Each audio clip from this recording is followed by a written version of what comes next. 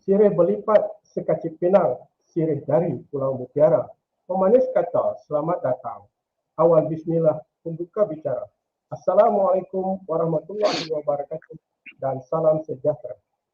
Alhamdulillahirabbil alamin wassalatu wassalamu ala sayyidina Muhammad wa ala alihi wa ashabihi ajma'in.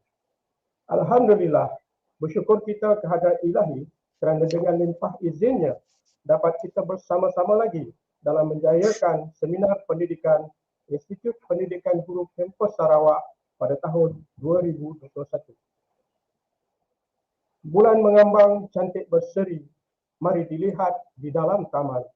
Kehadiran kalian amat dihargai, terus terpahat zaman berzaman. Buah langsat di tepi busut, mari dimuat di dalam peti. Besar hajat kami menjemput, besar lagi niat di hati. Terlebih dahulu, izinkan saya memperkenalkan tetamu kita pada hari ini, iaitu Profesor Madya Insinyur Dr. Nazrul Anwar Nayan. Beliau merupakan senior lecturer di Jabatan Kejuruteraan Elektrik, Elektronik dan Sistem Fakulti Kejuruteraan Alam Bina Universiti Kebangsaan Malaysia. Profesor Madya Insinyur Dr. Nazrul Anwar Nayan merupakan pakar dalam bidang kejuruteraan biomedical dan mikroelektronik.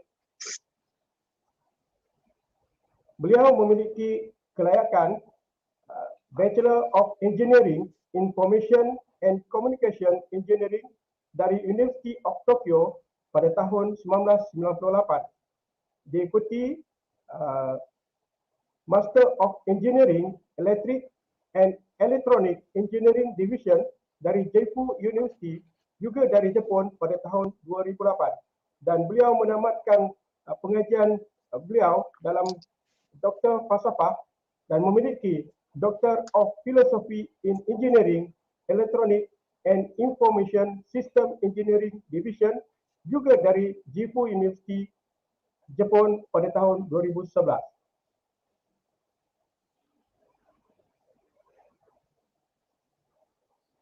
Biasa kita mendengar tentang revolusi industri 4.0. Tapi apakah yang kita fahami tentang industri 4.0?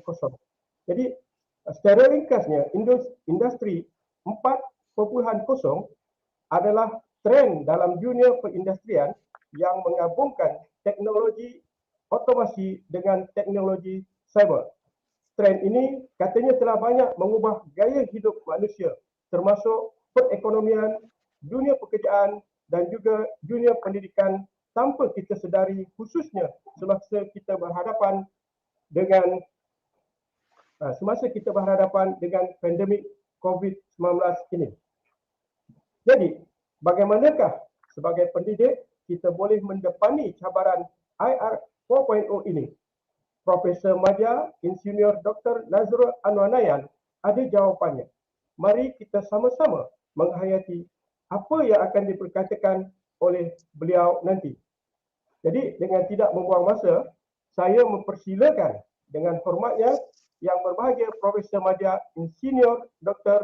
Nazrul Anwar Nayan bagi menyampaikan ucap tama beliau yang bertajuk Embedding IR 4.0 into Educational Program. Dipersilakan Dr. Bismillahirrahmanirrahim. Assalamualaikum warahmatullahi wabarakatuh. And a very good morning to all of you. Thank you, Mr. Zainuddin, for the introduction. Ladies and gentlemen, today I would like to share my views and findings in embedding Fourth Industrial Revolution, or IR 4.0, into our educational programs. Empowering students with skills for the future job market is a critical necessity. As the COVID-19 pandemic has shown, digital technologies determine not only whether countries grow, but also how well they are able to navigate through challenging times. If applied effectively, Digital technologies not only enable education and work to move from schools and offices to the home, but they also provide ever more efficient ways to organize processes in companies and governments. On the other hand, everyone is talking about IR 4.0, digitization, big data, artificial intelligence, autonomous robots, system integration, cloud technology, just to name a few. It reduces the gap between digital and physical world. The main benefits of IR 4.0 are easy to understand. Increased knowledge turns into increased efficiency, productivity, competitiveness, which saves us time and money, and finally, increase economic sustainability. It will also create cheaper solution and real-time decision-making. In other words, the main purpose of IR 4.0 is to achieve improvements in terms of automation and operational efficiency, as well as effectiveness. Although IR 4.0 simplifies work and increase output, we need brain power to make smart choices. The skill set acquisition is what we must invest in. So, dear lecturers, teachers, and students, are we ready? Before we dive deeper into today's topic, let's think about what constraints we will face to implement IR 4.0 into educational programs. To begin with, it can be the hardware, software for data analytics, robots, or other equipment. The most important part is the limited trainings to instructors as well as students. When we say training, it is for our mind or the cognitive part.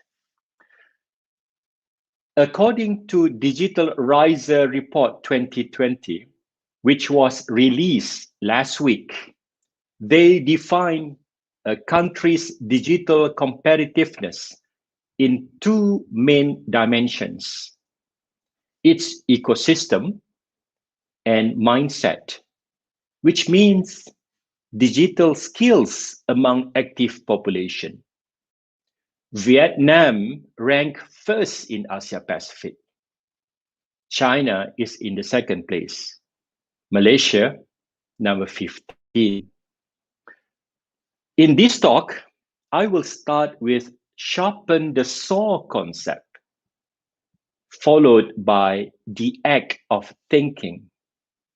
Next, I will elaborate the framework of engineering-based solution design, starting from the investigation to intervention. I will conclude with the implementation of big data analytics, autonomous robots, simulation, and Internet of Things, IoT, in the educational programs that we have executed.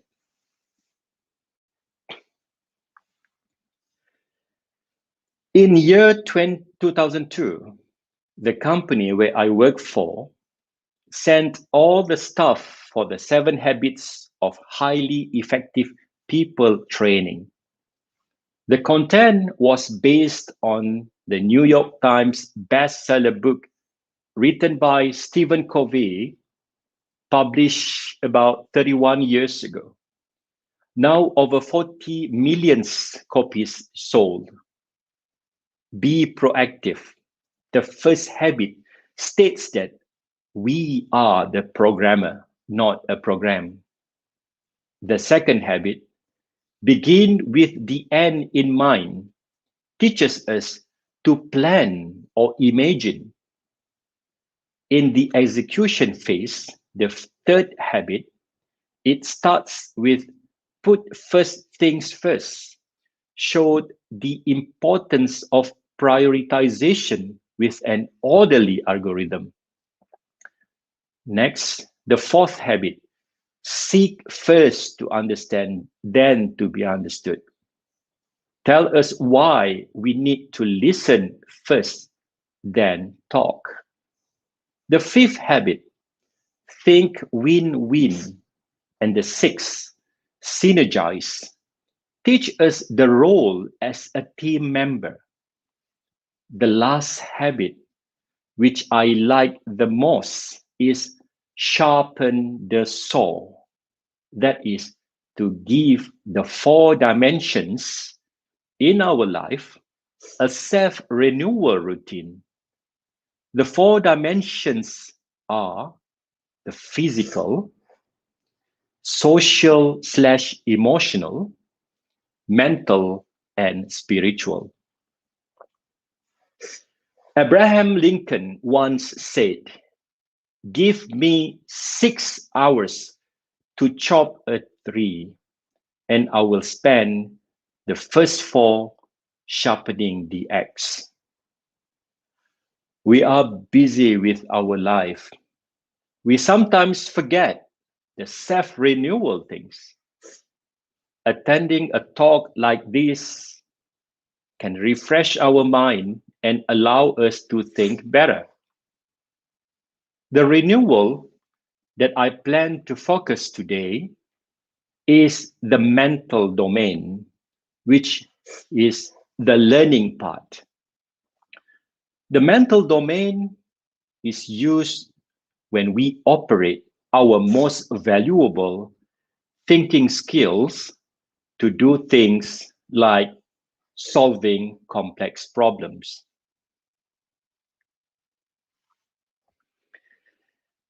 When we discuss complex problem solving, we must first face the problem.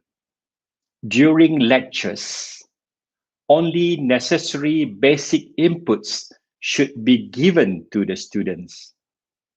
Next, the students need to practice the act of thinking on how to solve problems. Let the students think. I don't believe in a myth saying that 65% jobs in the future haven't created yet, but I'm pretty sure if creative and critical thinking, which are controlled by the right brain, imaginative, pattern seekers, and left brain for analytical, logical, are trained frequently, inshallah, our students would success in their careers in future. Creative thinking involves generating ideas, creative way of looking into an issue, fresh perspective to conceive something new. Critical thinking is how we judge the ideas, logical, rationalizing, analyzing, interpreting information to make decisions. I personally love a quote from Sir Charles Spencer Chaplin. Life can be wonderful if you are not afraid of it. All it needs is courage and imagination and a little dough. When I was a student in Japan, my lecturer reported this by saying, "Seiko suru tame ni wa yuki to souzou ryoku ga hitsuyou desu." To be successful, you need courage and imagination. Imagination here use the top character shown in the slide, which means the imagination with the ability to create, creative power, originality, new ideas, instead of the character at the bottom, even though both have the same pronunciation, souzoryoku. But the second one means the ability to think of invisible things. Before we proceed to the engineering-based solution design, let me explain about computational thinking, or CT. CT is the process of approaching a problem in a systematic manner and creating a solution such that it can be carried out by a computer. Today, I would like to use 8 of its concepts as shown in the slide. They are decomposition, which means breaking down a complex problem or system into smaller manageable parts. Pattern recognition, looking for similarities among and within problems. Abstraction, focusing on the important information only, ignoring irrelevant detail. Algorithm, developing a step-by-step solution to the problem. Logic reasoning, anticipate the outcomes of the algorithms. Evaluation, which means process of ensuring an algorithm solution is fit for purpose. Data representation and data analysis. Our team's engineering-based solution design is simplified with this diagram, which is on the right side. There are 4 stages. Define the problem, analyze the problem, create in mind, and build. The first 2 are the investigation phase, and the rest are intervention. You can see here that in every stage of engineering-based solution design, there are CT concepts being used.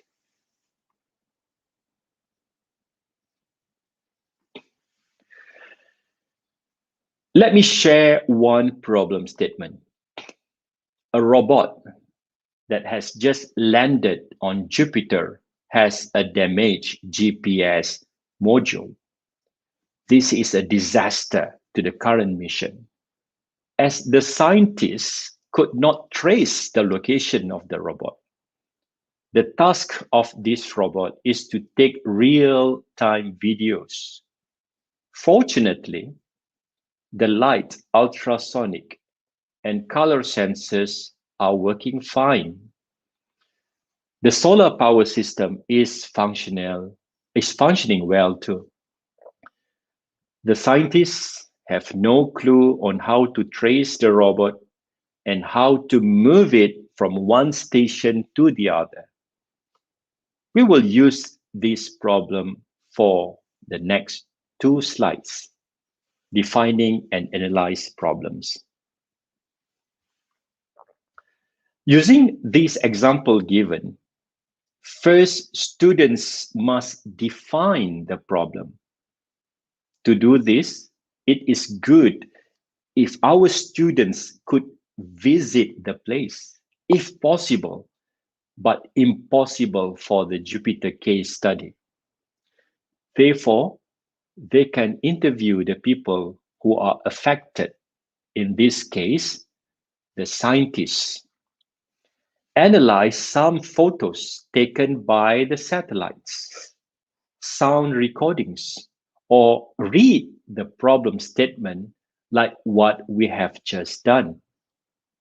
We need to find out what the problem is, where it happened, what the magnitude of the problem is, and why we should solve this problem. Abstraction concept of CT, or computational thinking, is used here. Next, in analyzing the problem, we need to put it in a well-structured table or a brainstorming column. In my lab, we call it WYWF table, taken from the first letter of the title for each column. Number 1, what have we already known? No GPS. Your ideas about this. Use other senses. What information we need to know? How to move with only 3 senses, for example. And the last one, from whom or from where can we get the information? In this case, most probably get the info from the experts. These columns will be used as the intermediate between investigation and intervention. The 2 CT concepts that will be used here are decomposition and pattern recognition.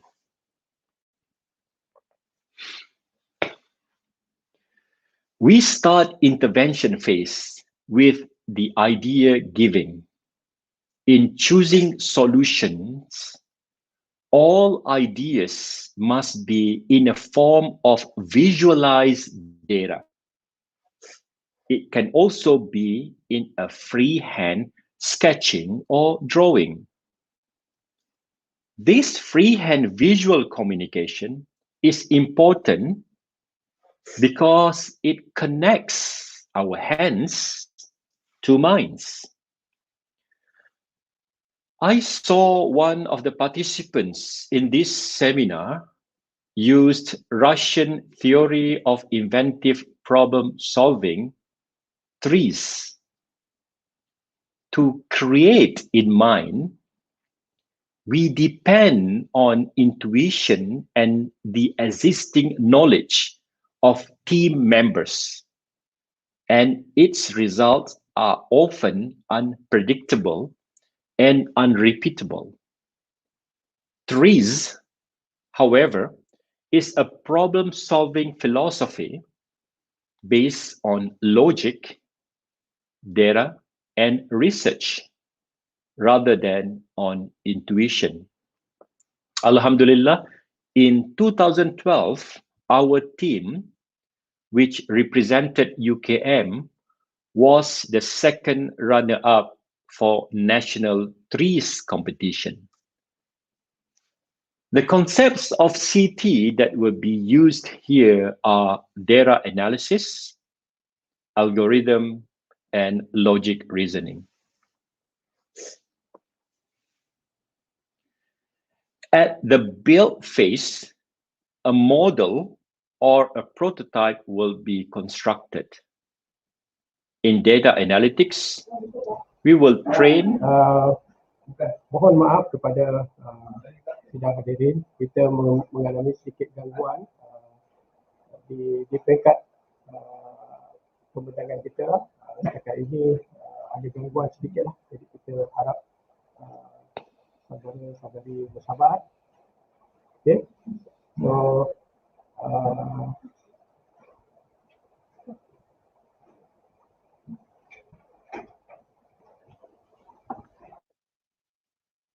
Okay, can I continue?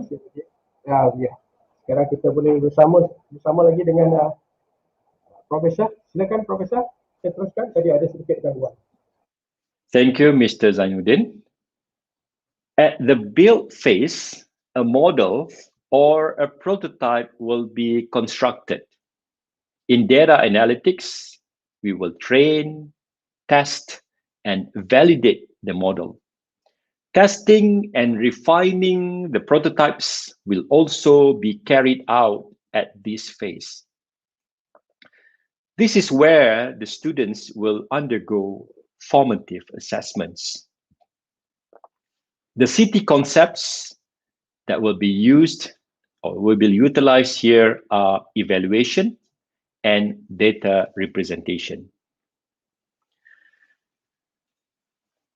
To refresh our memory, there are 9 pillars of IR 4.0. Big data and analytics, autonomous robot, which include artificial intelligence, simulation, Internet of Things, augmented reality AR, additive manufacturing, cybersecurity, cloud computing, and horizontal vertical system integration. My team has embedded 4 pillars of IR 4.0 into our curriculum. Big data analytics, we taught students from basic statistics to signal processing, continued with feature extractions, machine learning, classification, and prediction model.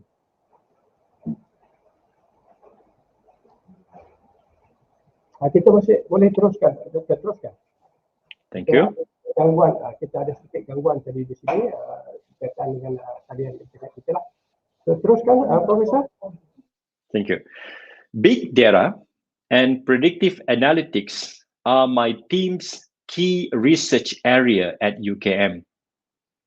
Our undergraduate and postgraduate students are currently carrying out engineering research on how to predict COVID-19, serum uric acid level, sudden cardiac death, depression, using artificial intelligence or machine learning. We analyze signals generated by human, such as electrocardiogram, ECG, photoplethysmogram, PPG, and other vital signs. We collaborate with the Faculty of Medicine and Hospital Chancellor Tuanku Muhriz for those research.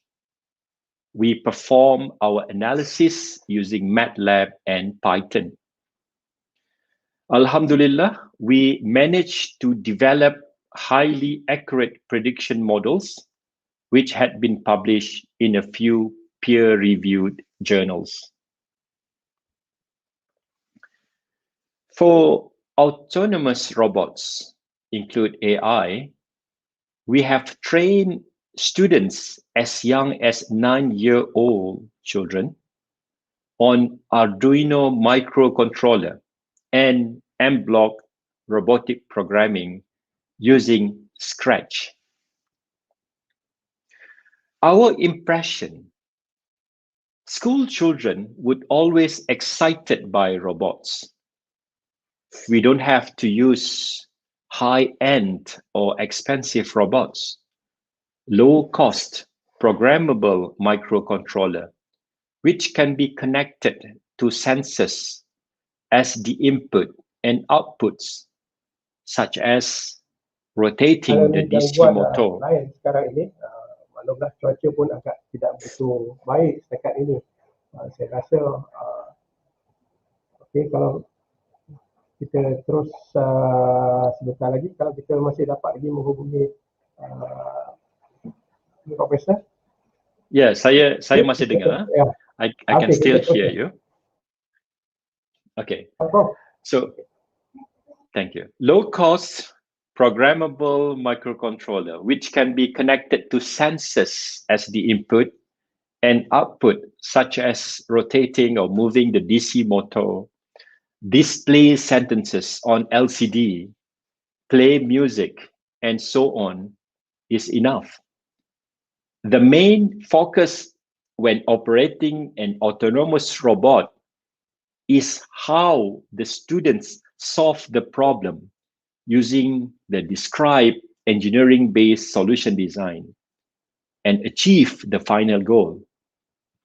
A 5-minute video which shows the success story of autonomous robot training done by our team to school children and teachers in 2019 in Sibuya, Sarawak will be shown at the end of the presentation. For simulation, my team in UKM has embedded Mogul business simulation for the first year entrepreneurship and innovation course back in the year 2011 to 2014. LT-SPICE circuit simulation is used for engineering students as it is free software provided by Linear Technology. The Mogul business simulation that I mentioned before was used to train students from all faculties in UKM to run a virtual manufacturing company. Students act as a general manager responsible for coordinating decisions in the functions of marketing, operations, finance into a comprehensive strategy for about 4 weeks. Each decision round requires students to make approximately 40 business decisions. Students get a hands-on experience managing their own simulated business in a safe environment. They compete with other groups to get the highest sales per quarter. Through this competition, students develop interest and motivation to make the best decisions. For engineering students, we use circuit simulation, LT-SPICE, to simulate circuits from electrical circuits and electronic circuits from simple to complex ones. Furthermore, it is quite easy to learn and configure a circuit to test it, as LT-SPICE allows us to probe various points to examine the waveforms. And for the Internet of Things, we have added e-SPeDIP2021 Wi-Fi module to the microcontroller. It is a low-cost chip that has the ability to empower IoT and helps the exchange of information among various connected objects. e-SPeDIP2021 consists of networkable microcontroller modules, and with this low-cost chip, IoT is booming. For school-level projects, we have done remote alarm monitoring system and controlling robots using Wi-Fi to simulate the hazardous working conditions using this setup.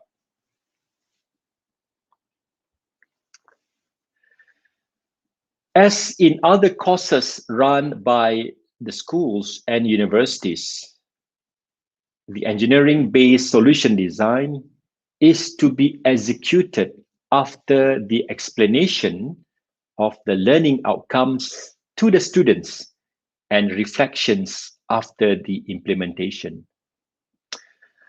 After more than 13 years, in the university, I understand that training-based teaching and learning will always motivate students. In order to do this, post-pandemic, when all the schools and universities reopen, we need to think of a classroom setup which enable roundtable discussion to ensure all the participants are included in the loop. Team-based learning is the method where students are divided into several groups consist of 4 to 5 students. This will enhance their cooperative, collaboration, and constructive learning. In constructive learning, students use technology tools to connect new information to their prior knowledge rather than to passively receive information. Implementation of 3E, engage, enjoy, and empower the students are also important to promote active learning. The take-home message from this talk is engineering-based solution design might be useful when embedding IR 4.0 into educational program. I would like to thank the organizer, IPG Campus Sarawak, for inviting me to give this keynote, and to all the participants, best of luck. Lastly, to all viewers, thank you for watching, and hopefully you have gained some input from this short presentation. And now I would like to share the video compilation of the programs that our team had done in Sarawak.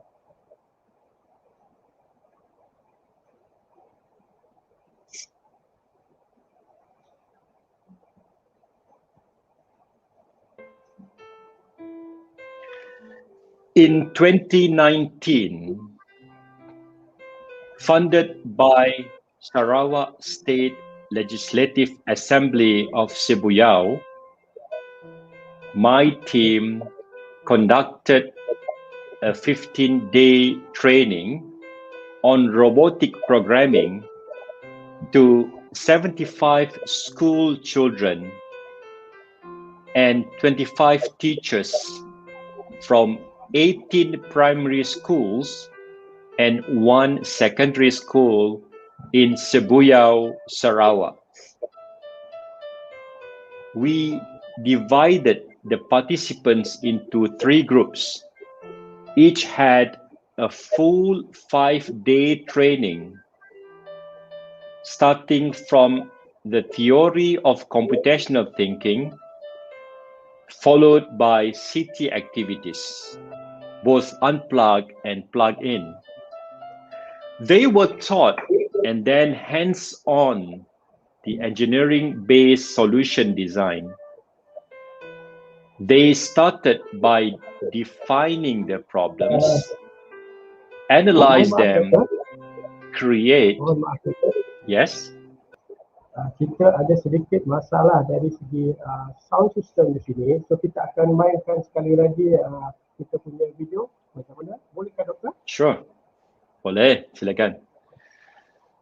Dari segi music ataupun dia punya suara kita tidak perlu mainkan music. You don't have to switch on the sound. You can mute the sound.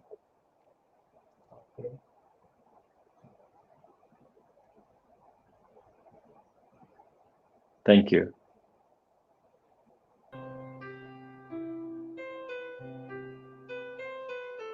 Okay, so let me continue. They were taught and then hands-on the engineering-based solution design. They started by defining problems, analyze them, create and build the prototype. We introduced Scratch programming on day 1 afternoon. The children were asked to develop computer game for their first assignment. On day 2, students were introduced to Arduino microcontroller, and they need to create a working prototype of traffic lights at a junction using LEDs. In addition, they were also asked to assemble a home alarm system using light-dependent resistor LDR, act as the sensor together with buzzers and LEDs. At the end of day 2, they were given an enjoyable moment competing in the football match between robots, controlled by the apps in the mobile phones. Day 3, they were trained on M-block programming, an extended version of Scratch to operate autonomous robots. The line following, ultrasonic and color sensors were used. They were also requested to program a musical and dancing robots. Day 4, they started to generate M-block codes for the competition. At this stage, they need to understand a few mathematical equations, such as the degree for turning the robots to the left or right. They also need to find the optimal speed of the robot to ensure the line following task is successfully completed. Day 5 is the competition day, where they were given 3 chances to complete the obstacle course and line following. The fastest machine to reach the finishing line will be the winner. All teams managed to complete the race, and prizes were given to the winners during the closing ceremony by the VVIP. My team consists of some of my PhD and master students, gained some important lessons here. One of them, it is not time management. Instead, energy management is essential when dealing with children in this technology-based teaching and learning. When they focus, enormous amount of energy will flow to their brain, and the results are beyond expectations. I would like to end my presentation here, and I would like to thank all of you who are listening and watching through YouTube. And I would like to pass back to our chairperson, Mr. Zainuddin, please. Okey, terima kasih. Terima kasih. Sama-sama. Sekali lagi kita di Institut Pendidikan Guru Kampus Sarawak sangat berbesar hati kerana Dr. Profesor dapat bersama-sama kita pada pagi ini. Begitu pantas masa berlalu sehingga kita tidak terasa bahawa masa mengajar kita sangat pantas.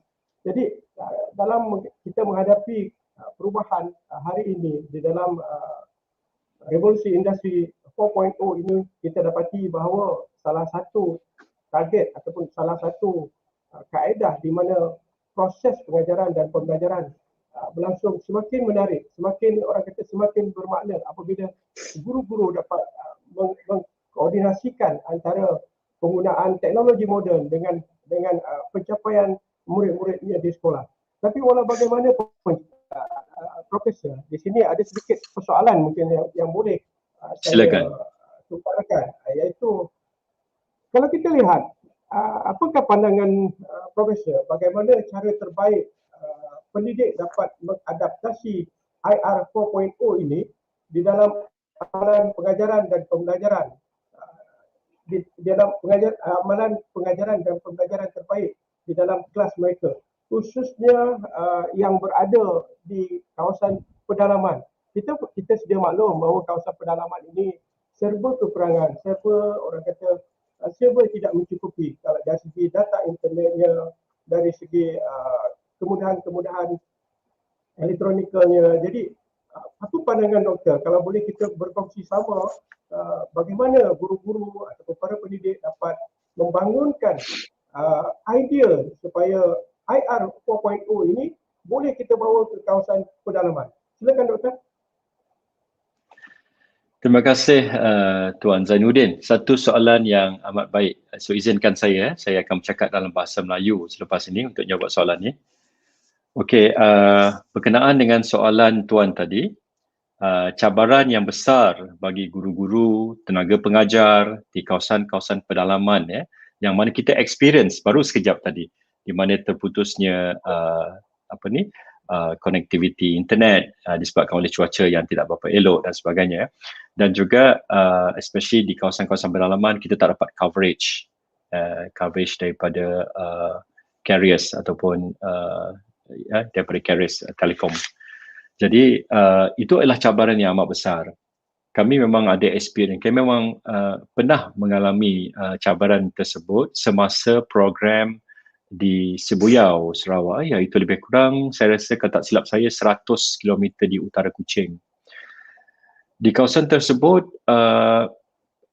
memang kita ada kekurangan sedikit dari segi coverage. Jadi jawapan saya untuk soalan tersebut, setakat ini apa yang daripada dapatan saya, lebih kurang hanya 80% daripada IR 4.0 memerlukan talian internet yang berterusan daripada 9 pillars yang saya beritahu tadi. Selain daripada itu, daripada 20%-nya ialah kita boleh jalankan IR 4.0, activities melibatkan IR 4.0 secara stand alone ataupun secara offline yang tidak memerlukan talian internet. Contoh autonomous robot.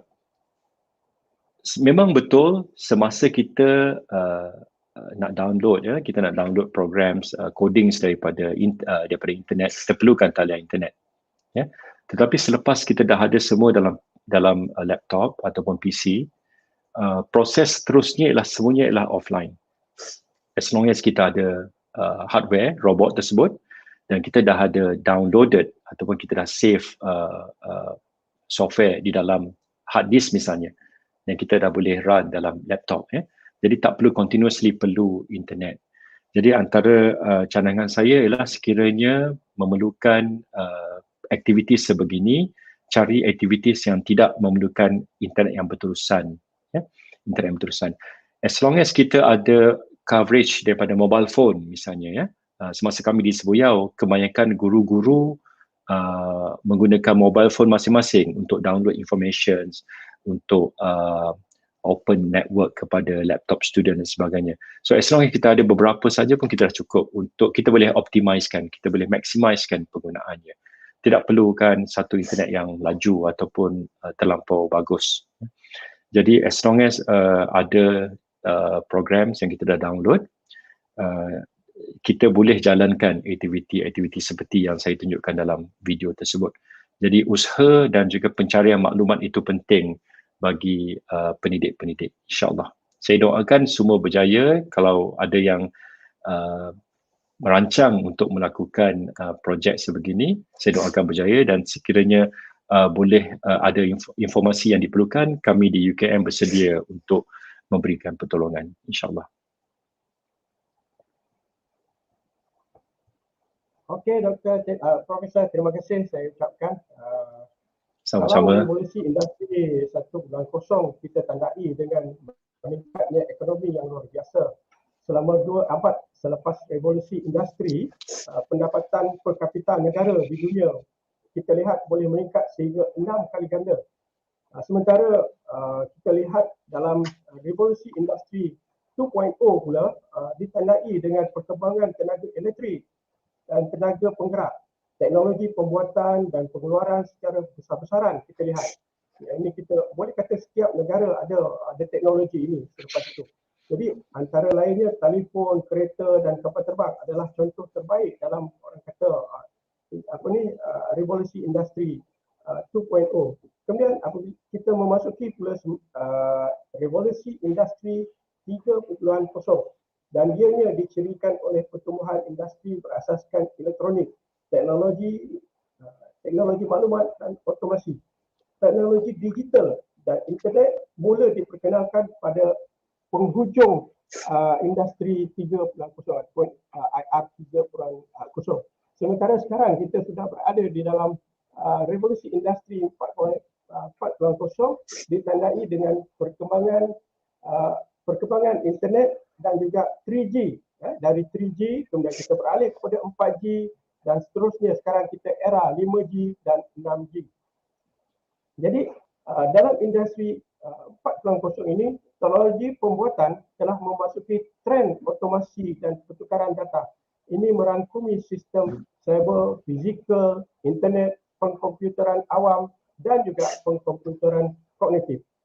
Tanpa disedari, perlahan-lahan strategi dan kaedah pengajaran guru-guru juga mula beralih ke era IR 4.0, khususnya semasa pandemik COVID-19 ini. Hampir 100% tugas guru hari ini memerlukan kemahiran dan kemudahan komputer. Malah ada antara guru-guru kita yang berinovasi dengan membangunkan kaedah dan juga sistem penyampaian mereka tersendiri. Ini semua bagi memenuhi keperluan PDPR. Ada guru-guru kita yang lebih advance lagi di mana mereka bersedia menyediakan ruang terhad ataupun ruang di rumah mereka sebagai salah sebuah bilik belajar secara maya ataupun sebuah studio bagi membolehkan mereka berinteraksi dengan pelajar dengan lebih berkesan lagi. Jadi sebagai akhir kata, terlebih dahulu saya bagi pihak Institut Pendidikan Guru Kampus Sarawak serta semua tenaga kerja yang ada di Institut Pendidikan Guru Kampus Sarawak sekali lagi merakamkan ucapan ribuan terima kasih kepada Yang Berusaha Profesor Madya Insinyur Dr. Nazrul Anwar Nayan kerana kesudian beliau untuk bersama-sama kita dalam seminar Pendidikan 2021 di Institut Pendidikan Guru Sarawak. Terima kasih, Profesor. Sama-sama. Terima kasih semua. Ya, sebagai akhir bicara, saya menyusun jari 10. Mohon maaf jika sekiranya terdapat sebarang masalah ketika kami di sini mengendalikan ruangan ini dan ada berlaku kesilapan khususnya ketika kita bersiaran tadi talian kita terputus untuk sementara waktu. Jadi sekali lagi saya bagi pihak Institut Pendidikan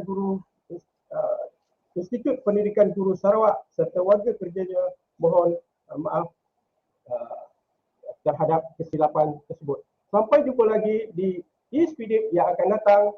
Sekian saja kita bersiaran dari Institut Pendidikan Guru Kampus Sarawak. Terima kasih.